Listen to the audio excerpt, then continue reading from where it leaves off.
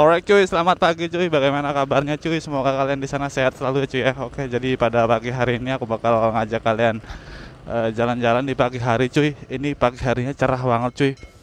Cuacanya sangat mantap cuy untuk kita jalan-jalan, nyantuy-nyantuy di jalan sambil ngobrol-ngobrol cuy. Dan hari ini banyak yang nggak buka cuy ya, tempat makan cuy ya. Nggak tahu kenapa, mungkin lagi pulang kampung atau apa gitu cuy.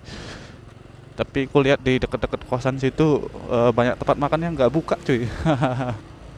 Ya mungkin lagi liburan, apa namanya, eh, sang pemilik tempat makannya cuy. Jadi kalau punya usaha kuliner gitu ya terserah mereka cuy. Mereka mau buka kapan, mau tutup kapan gitu terserah mereka. Jadi enak cuy ya. Jadi usahanya tuh fleksibel dan dibutuhkan banyak orang gitu cuy.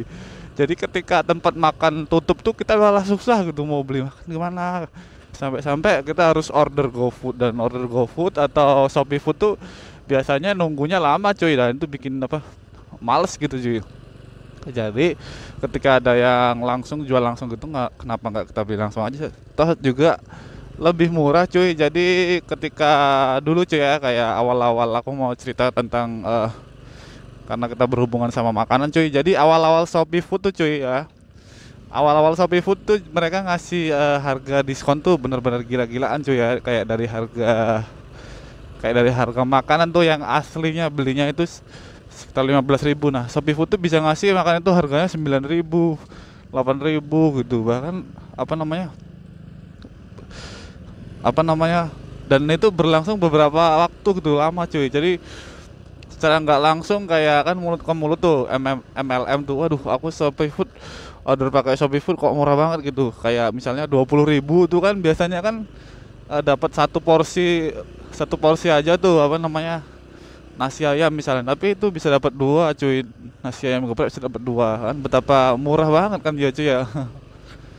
Itulah Shopee Food loh. Nah tapi belakangan ini juga ternyata cuy, em, ternyata Shopee Food juga sama aja ternyata cuy, sama apa, aplikasi platform-platform lain cuy. Mereka bakal berafiliasi ke situ juga cuy, dan mereka meraup keuntungannya lebih besar sekarang cuy, karena kan sistem sistem mereka kan, mereka buat orang ketergantungan dulu cuy.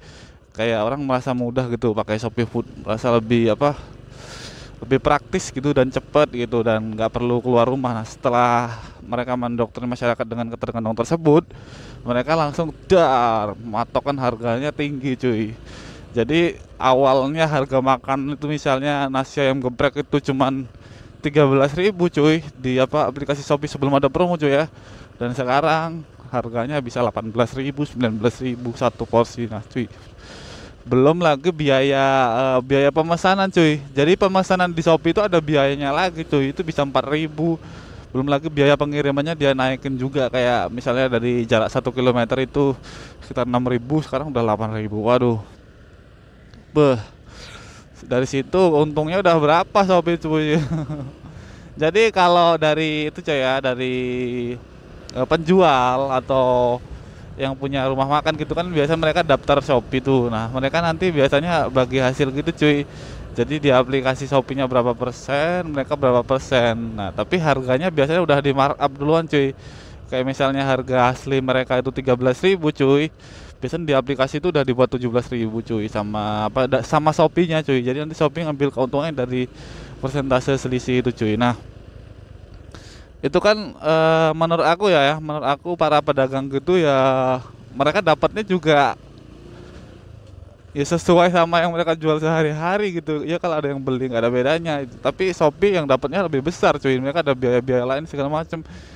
Meskipun itu ya cuy ya, dipotong dipotong harga promo cuy ya, misalnya harga makanan itu 15.000, sekarang ada promo-promo tuh jadi 13.000, padahal harga aslinya itu 10.000 cuy. Nah gitu cuy. Jadi dari pihak penjual sama Shopee itu nggak ada yang dirugikan cuy, malah Shopee untungnya besar banget. Mereka sebagai penyedia platform aja bisa ngerap keuntungan banyak, apalagi sehari itu kan ribuan cuy, ratusan ribu orang order dalam waktu 1 jam tuh, seluruh Indonesia misalnya aja ya.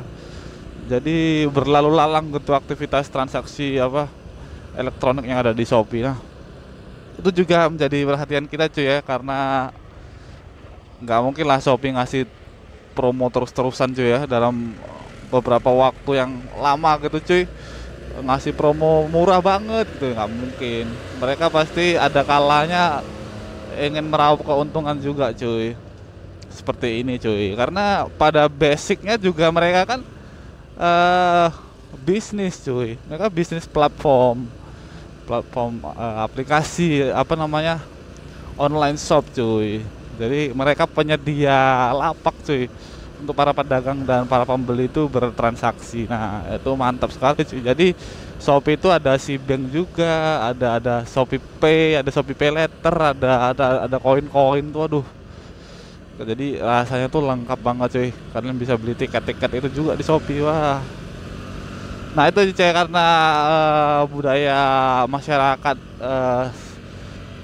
saat ini adalah konsumtif cuy ya. Jadi itu menjadi peluang besar banget untuk apa namanya, untuk entrepreneur baru cuy ya, untuk terobosan-terobosan perusahaan baru untuk bisa mengembangkan bisnisnya di bidang e-commerce cuy ya.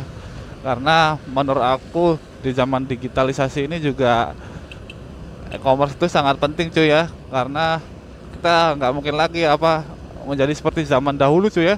Zaman batu dulu kan semuanya serba susah cuy, kayak kan harus bayar PLN, harus ngantri, harus mau beli pulsa juga harus ngantri. Sekarang kan udah bisa dilakukan mandiri cuy. Jadi cukup kalian top apa aja di apa di platform tertentu tuh e-commerce tersebut, dan kalian bisa mengisi orang secara mandiri. Dan itu menurut aku sih suatu hal terobosan baru cuy ya di dunia ini cuy ya, di dunia industrial ini cuy ya.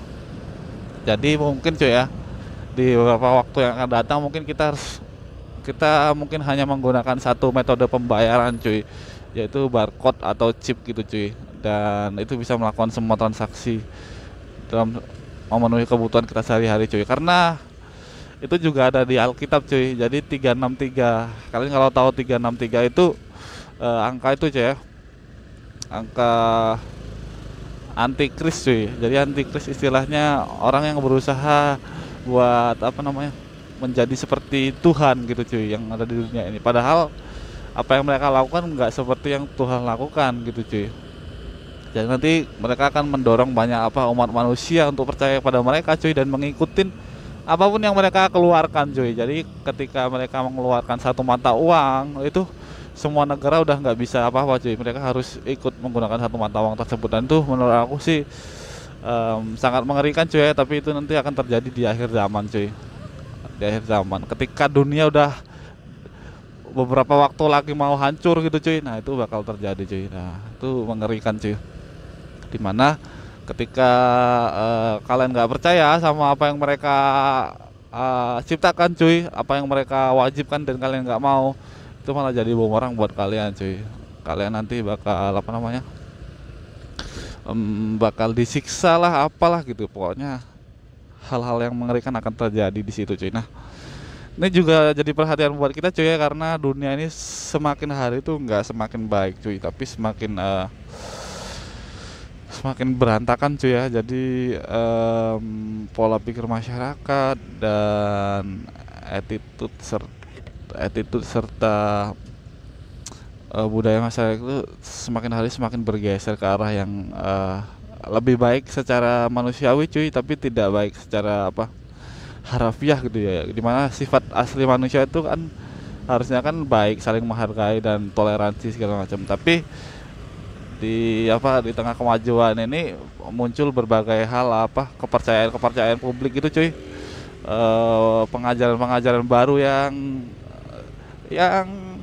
kalau dipikir secara logika sih menyesatkan gitu cuy ya. Kayak kita harus percaya dengan apa yang dia lakukan. Mereka bisa melakukan penyembuhan seperti apa namanya, kalau kalian yang lagi viral sekarang cuy, ada pesulap merah versus Samsudin. Nah itu kan mereka mengatasnamakan agama cuy. Samsudin itu mengatasnamakan agama untuk mengobatin masyarakat tertentu dari sakitnya gitu, dan itu ternyata munafik semua juga cuy. Itu ada teman kerjaku cuy mereka bawa laundry parah.